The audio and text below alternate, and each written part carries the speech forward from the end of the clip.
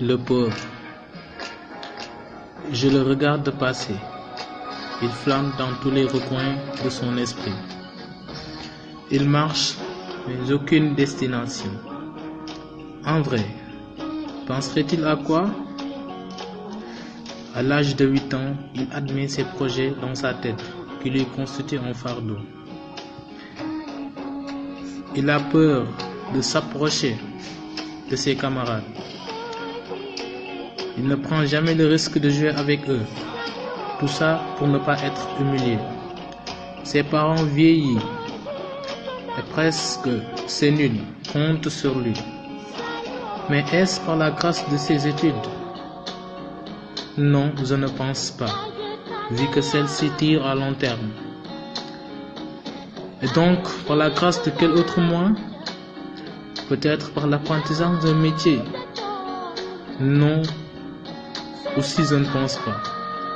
Sinon, il lui faut une activité permanemment lucrative qui pourra subvenir au quotidien et aux ordonnances de ses parents.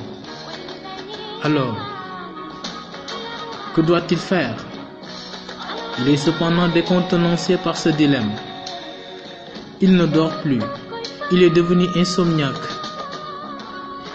Des fois, il y arrive d'avoir extrêmement faim et de trouver quelque chose pour s'en saisir.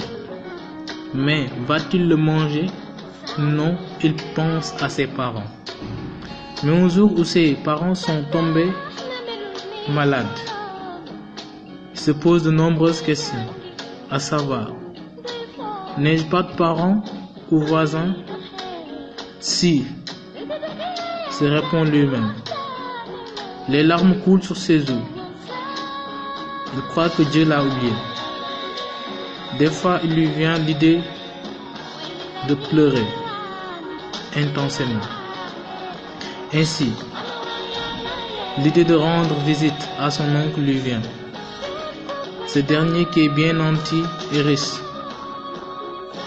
Une fois là-bas, il le refuse et le chasse par son accoutrement bizarre. Il est trop triste, il est cafardeux, il est même inconsolable. Il recourt à tous les moyens, il n'y arrive pas. Aussitôt, il entend un rythme effervescent et mélancolique par abstraction. Ça doit être quelle voix en réalité, mais sans doute celle de sa mère. Celle-ci a besoin de soutien pour le père qui est en agonie et qui fait ses recommandations. Le pauvre enfant galopait de toute sa force pour arriver dans la maison. Mais malheureusement, il découvre que son père l'a déjà fait. Il crie de toute sa force pour avoir à vivre sa vie remplie de tristesse et de douleur.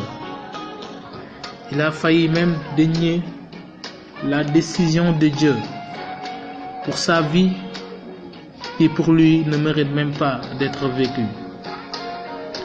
Mais de tout cela, il sait qu'il n'a pas le droit de flancher dans la vie. Non, car il doit se ceindre les reins.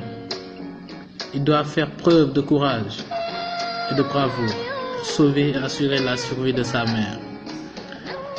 Mais comment, puisqu'il a quitté ses études? Il s'est adonné à aucun métier. Et qu'il a peur même de s'éloigner de sa mère, vu son état de santé. Aussi, c'est lui seul qui assure les travaux domicile. Finalement, il prend le dessein de mendier dans les rues.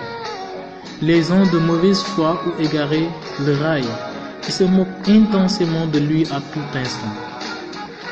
L'enfant peut tout digérer, mais jamais que l'on touche à sa mère. C'est dans ce cas qu'il se bagarre avec un de ses camarades jusqu'à l'écorcher. Le pauvre est finalement encellulé par la justice. Malheureusement, il meurt par de rancœur pour avoir pensé à la dure peine qu'il a portée à sa pauvre mère. Méditons sur ces propos. Soyons solidaires et corrélationnels. Serigne Saliou Sow, cabine de la morale.